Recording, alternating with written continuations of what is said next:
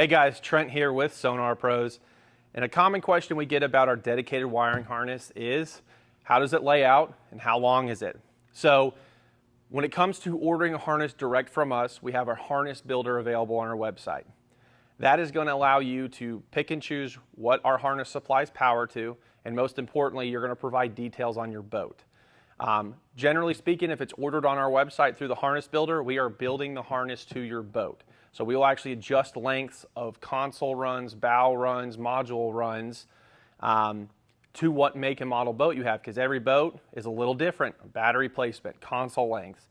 So we'll actually build it specific to your boat layout. Moving from there, when it comes to the layout of the harness, as we've talked before, everything has its own independent circuit. This harness we have laid out right here. This is a 2 console, 2 bow plus module. So you can see we've got 3 runs right here. One run is a console run, second run's a bow run, third one is the module run. So you kind of have 3 poles with the harness laid out like that. When it comes to lengths, again, we're generally building these harnesses to the year, make, model boat that you specify in the harness builder. But if you're buying a harness, say for tackle warehouse, it's going to be our standard bass boat length, which is going to be 15 feet to the console and then 25 feet to the bow. So you'll have a little excess wire depending on what boat you have. As far as the layout is concerned, as we mentioned, we have the 3 lines. As you can see here, this is just kind of dried run across the deck of the boat to give you an idea of how it would pull through a boat. So we've got our fuses in the rear of the boat, easily accessible in the battery box. We've then got our main lines running up. As you can see here, we've got our console dedicated circuit laid out right here with plenty of slack to reach any sort of position console, whether you've got graphs mounted way out here, way out to the side, there's slack to accommodate.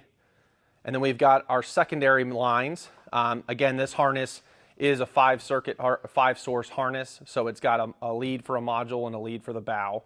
So moving forward, we've then got our independent circuits for the bow lines, being the 2 graphs for this layout, and then our module line. Now what's important about the module line, if you're buying a module sourced harness, is we leave this deliberately long so that if you're mounting your black box in the rod locker, you're mounting your black box up in the bow, over on your passenger rod locker, there is enough slack to accommodate.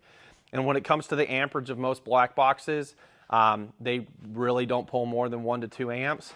There's never a situation where the size wire we use and the length is going to affect the performance of that device.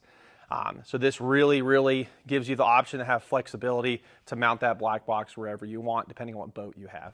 So that's pretty much the layout of a Sonar Pros harness. We get a lot of questions about length and how it actually runs.